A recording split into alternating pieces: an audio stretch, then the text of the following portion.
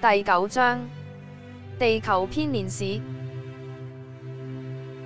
馬蒂爾達、歐丹內爾、馬克艾羅伊的個人筆記。在這次會談當中，我做了手寫記錄，因為艾羅給我提供了大量的日期和名稱。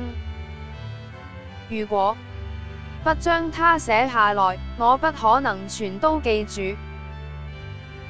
我並不是經常做即時記錄的，可是在這次講授課程中，我認為有必要準確無誤地將它傳達給我的資訊記錄下來。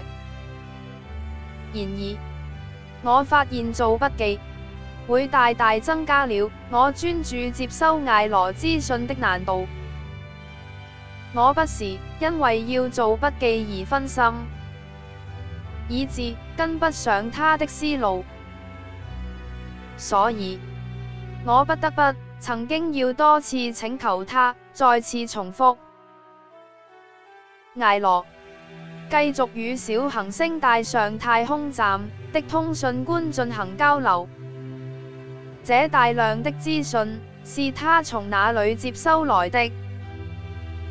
由於艾羅是一名同領地的軍官、飛行員和工程師，而並不是一名歷史學家，因此他需要從同領地遠征軍的其他官員所進行的勘測記錄中獲得這些資訊。會談內容的官方記錄。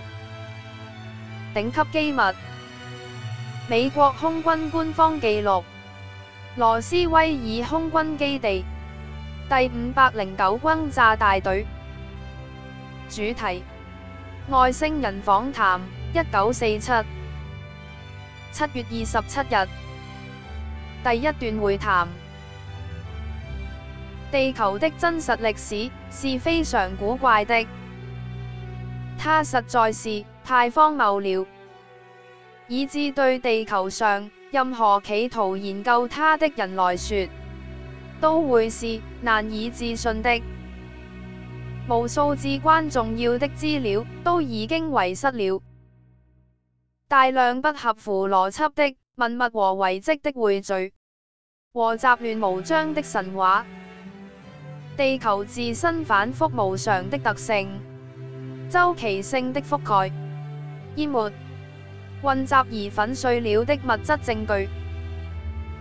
由於以上這些因素，再混合了舊帝國實施的失憶處理和催眠後的暗示、偽裝和轉移等手法，使得要追溯地球文明的真正起源，以及企圖重建地球的文明史，實質上變得是難以破解的。無論是多麼有才華的調查員，都注定要深陷一堆無法得出結論的假設、行不通的猜想和永遠的神秘謎團之中。由於同領地不用承受你們這等痛苦，同時具有客觀、長壽和記憶上的優勢，因而我會為你們對那殘缺不全的地球歷史作一些說明。這裡有一些事件和日期，並未有在你們的地球歷史書中出現過。這些日子因為涉及舊帝國和同領地對地球的影響，故此顯得重要。雖然我曾經參與過幾次由我們任務指揮人士所講解的有關地球過往幾百年的一般背景資料，但是我主要依據的是來自在我們所攻佔的一些舊帝國行星總部中所搜集得來的資料記錄。自那時起，同領地遠征軍便能夠追蹤到地球事件的總體進展。如同我所說的，在某些情況下，統領地選擇干預地球上的某些事件，從而確保我們長遠的發展計劃得以成功。